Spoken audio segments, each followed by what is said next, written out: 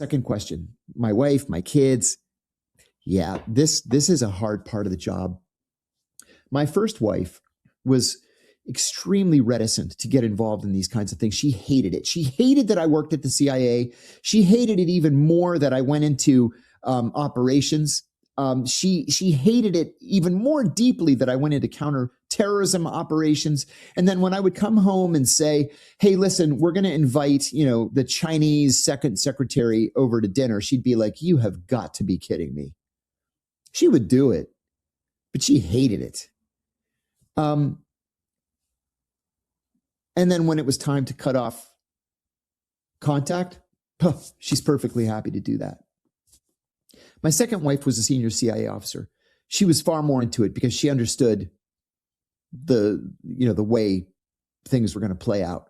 And so if I needed to, invite I'm making this up. If I needed to invite the Syrian ambassador or the deputy ambassador to lunch along with his wife, she was all in. And it was much easier when I decided to take things clandestine to tell her, thank you.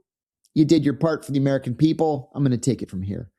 That was easier. But, I'll tell you, I recruited 9 people over the course of my career. That's a lot.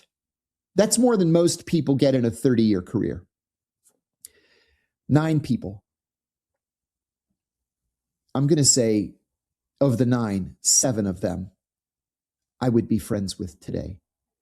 And I will add that on 2 occasions, well after I left the agency, I reached out to 2 of them to say hello. One of them hugged me and started crying.